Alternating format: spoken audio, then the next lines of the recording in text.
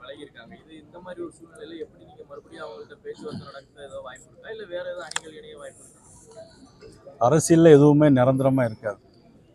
இன்னும் தேர்தலுக்கு பார்த்தீங்கன்னா இன்னும் 7 மாதம் இருக்குது. கடைசி 1 மாதத்தில் கூட நிறைய நிகழ்வு மாற்றங்கள் வரும். அதனால் மாற்றங்கள் வரும். திருப்பி அவங்க ஜெயிக்கிற முயற்சியில் ஈடுபட்டிருக்கீங்களா? வரும். ஆட்சி மாற்றங்கள் வரும், காட்சி மாற்றங்கள் நடக்கும். நிச்சயமாக நல்லது நடக்கும்.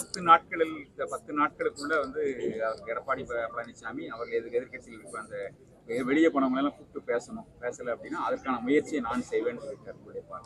நல்ல விஷயம். எல்லாரும் ஒன்றா சேருங்கிற சொல்றது நல்ல விஷயம் தான்.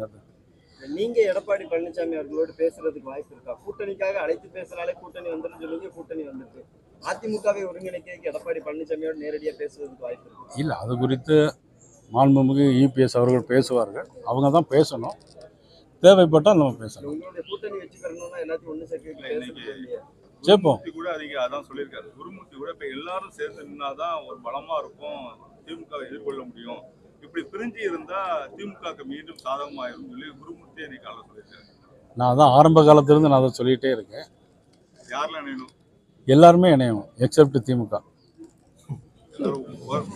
ஓரணியில வரணும். எல்லாரும் வரணும்.